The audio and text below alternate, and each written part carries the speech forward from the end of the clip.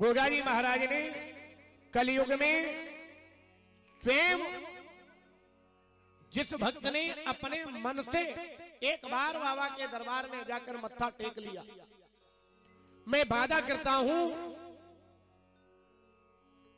आज तक उस दरबार में जाने वाला व्यक्ति कभी खाली हाथ नहीं आ सकता।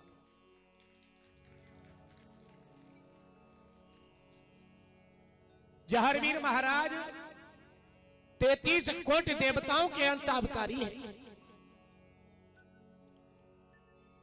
गोगा जी महाराज पद्मनाग अवतारी है।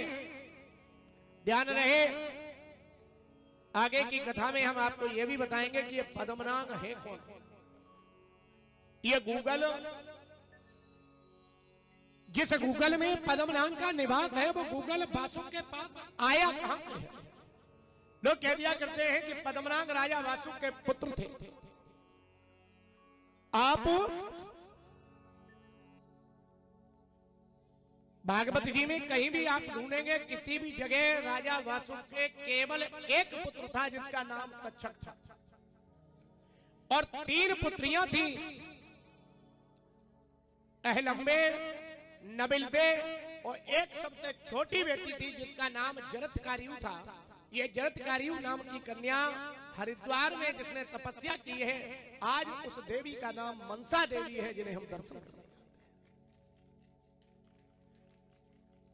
मैंने आपको पहले ही बताया। और दूसरी बात, गोगा जी की कथा श्रीमद् भागवत महापुराण, रामचरितमानस दोनों के बिल्कुल छूटी हुई निकलती है। कहीं कोई बिल्कुल अलग पुराण, गोगा पुराण को लोग एक अलग भिन्नता देते हैं। आपको गोरक्ष कथा का प्रमाण नारद पुराण में, स्कंद पुराण में भी प्रमाणित है। शिव पुराण में इसकी व्याख्या बड़े ही उच्च स्तर पर की गई है। ये केवल आए ध्यान दें, आज मैया को बता दिया, बोले तुम अकेली नहीं हो, 7 सहेलियां बांध। मैया ने सोचा बाजी वाह, मैं अकेली हूं, और ये हमारे ब्राह्मण देव कहते हैं कि तुम अकेली नहीं हो, तुम्हारी तो 7 महीने बांझ है। मैया बच्चन ने ब्राह्मण देव से हाथ जोड़कर पूछा, गुरुदेव एक बात बताओ, मैं अकेली हूं, लेकिन ये 7 सहेलियां कौन है जो बांझ है? आज ब्राह्मण देव ने बताया, मैया 3 तो तुम सगी बहन हो, आचिल, बाचिल और काचिल, और सबसे बड़ी बहन है जिसका नाम आचिल है, उसको मुगल शासक ले गए थे। हे मैया, वो भी बांझ है जिसके आज कोई पुत्र नहीं है, और 2 तो तुम इस शहर ददरेवा में भी आई हो जिनका नाम बाचल और काचिल है। मैया बोली, मैं मानती हूं इस बात को, लेकिन चौथी बांझ का क्या नाम है? कहने लगे, मैया जब तेरी विदा हुई थी ना, तो रानी के साथ में पहले एक बांदी भी विदा होती थी। राजाओं के यहाँ जब रानी की विदा होती थी तो उस राजकुमारी की सेवा के लिए ससुराल में कोई कष्ट ना हो, इसलिए बांदी को विदा कर दिया जाता था। और हे मैया, तेरे आंगन में जो लूना दासी है ना तेरी, वो तेरी बांदी है? बोले हाँ। वो तेरी मैया ने भेजी थी ना? बोले हाँ। वो भी मैया बांझ है। मैया बाचिल ने देखा उसके भी कोई पुत्र नहीं है। मैया बाचिल बोली, ये तो 4 हो गई, लेकिन 5वीं कौन है? ब्राह्मण देव बोले, मैया तेरे पति को तेरे पिता ने एक घोड़ी दी थी दान में, जो तेरे मायके से ही आई थी। मैया ने कहा हाँ बिल्कुल आई थी, लेकिन उसके भी कोई पुत्र नहीं है। मैया ने ध्यान दिया है कि उसके भी कोई पुत्र नहीं है। मैया बोली 5 हो गई, 6वां बांझ कौन है? बोले मैया तो ये तो मालूम ही है, जब तेरा विवाह हुआ था तब मैं भी युवा था और जवान था। राजा का मैं मित्र होने के नाते तेरे पुरोहित की बेटी की शादी मेरे साथ हुई है। मैया बोली हाँ हाँ ये तो मालूम है। हे मैया मेरे आंगन में भी कोई पुत्र नहीं है, जो दोष तेरे ऊपर है।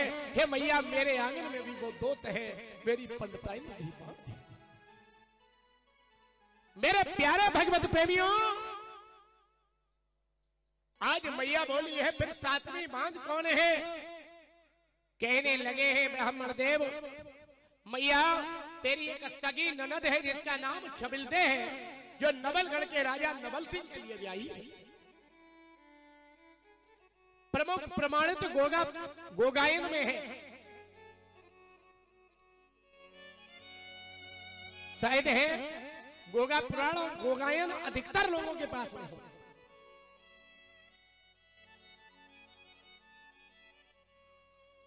हमने आपके यहां एक बार कथा सुना था कि नंद छबिलदे को तो चचेरी बहन बता दिए गए, लेकिन प्रामाणिकता के तौर पर नंद छबिलदे मैया बाछिल की सगी ननद है। चचेरी का कोई प्रमाण नहीं।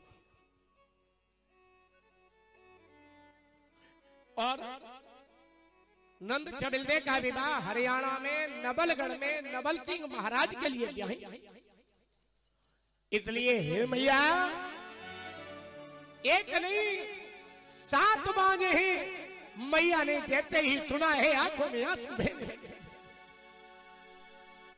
चरणों को पकड़ लिया है। बोले गुरुदेव मैं मानती हूं इस बात को कि मेरे कोई पुत्र नहीं है। मैं मानती हूं कि पूर्व जन्म का पाप इस जन्म का भाग्य है, लेकिन ध्यान रहे पुत्र का प्रेम, पुत्र का दुलार तो उस मैया के हृदय से पूछो जिसके कोई पुत्र न हो। और मैया का दुलार और मैया का प्यार तो उस पुत्र से पूछो जिसके जन्मते ही जिसकी मां मर गई हो। आज अपनी मैया को लोग नहीं मानते। हमने देखा जब थोड़े से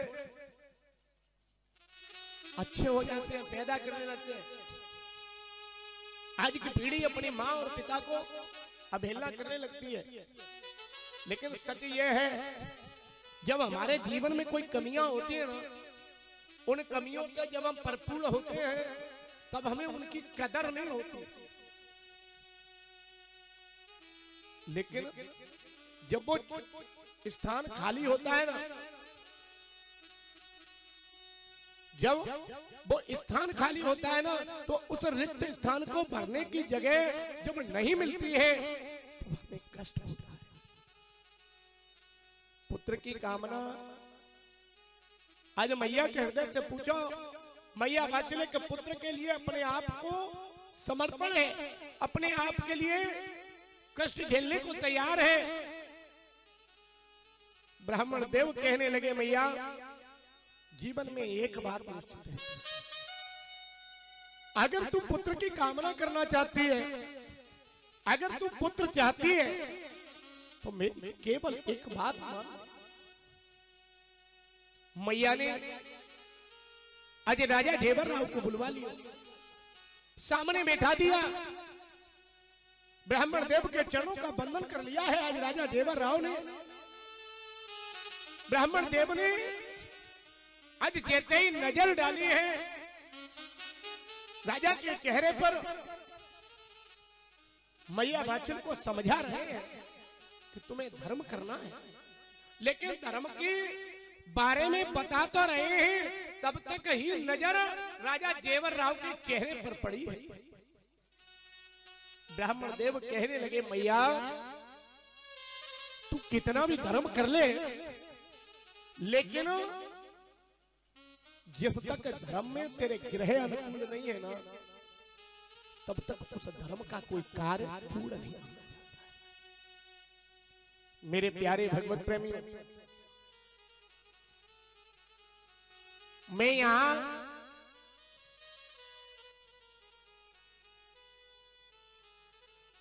मैंने आज गोगा जी महाराज के श्री चरणों में अपने आप को समर्पण होकर आया। आपके नगर और आपके खैर में मैं केवल इतनी बात अपने सहृदय से कहने आया हूं। लोग कह दिया करते हैं हमारे घर पर गोगा जी पूजे नहीं जाते। कुछ लोग कह दिया करते हैं साहब हम तो चले जाते हैं बाबा के जागरण में। गोगा जी महाराज गोरखनाथ के परम शिष्य हैं। आशीर्वाद प्राप्त है गोगा जी महाराज को। ऐसा कोई घर नहीं होगा, ऐसा कोई परिवार नहीं होगा जो गोगा जी महाराज को मानेगा नहीं।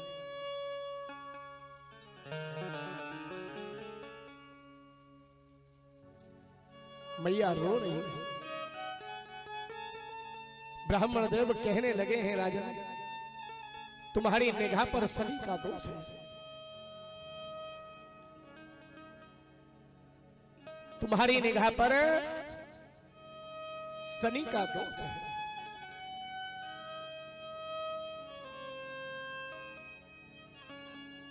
आज मेरे प्यारे भगवत प्रेमियों,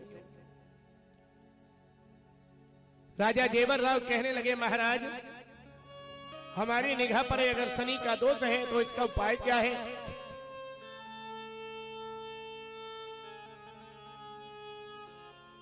ब्राह्मण देव कहने लगे महाराज नवग्रह का पूजन जरूर कराना पड़ेगा। आप एक काम करें, आप नवग्रह का पूजन कराएं और जब तक ग्रह शांत नहीं होंगे तब तक आप कितना भी अपने जीवन में धर्म कर लें वो धर्म आपके फलीभूत नहीं।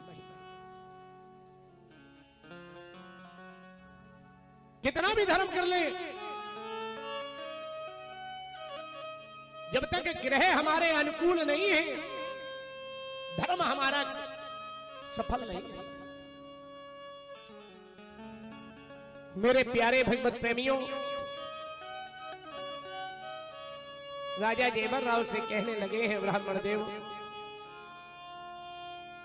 आप ग्रह को शांत करने के लिए धर्म के कार्य भी करें और ग्रह के शांत करने के लिए मेरे कहने के अनुसार एक उपाय है। क्या उपाय है? आप एक 9 वृक्षों का बाग लगवाएं। एक 9 वृक्षों का बाग लगवाएं।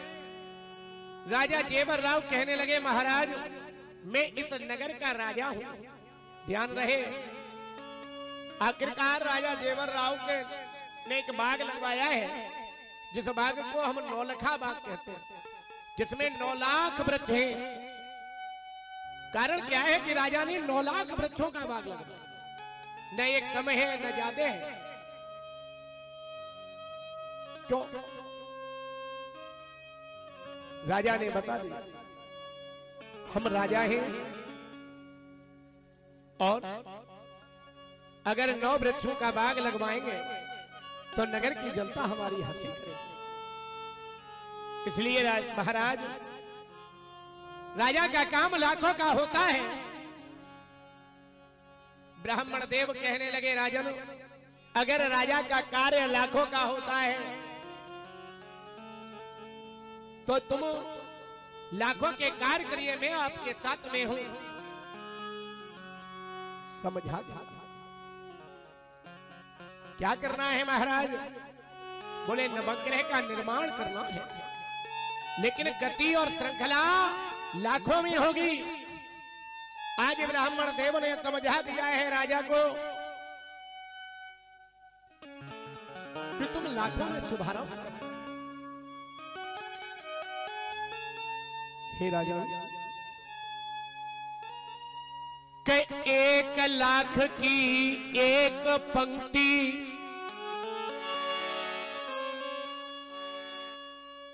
अगर तुम्हारा मन है ना, राजा का कार्य लाखों का है, 9 वृक्षों का बाग नहीं लगाएंगे तो नवग्रह हमेशा माने जाते हैं।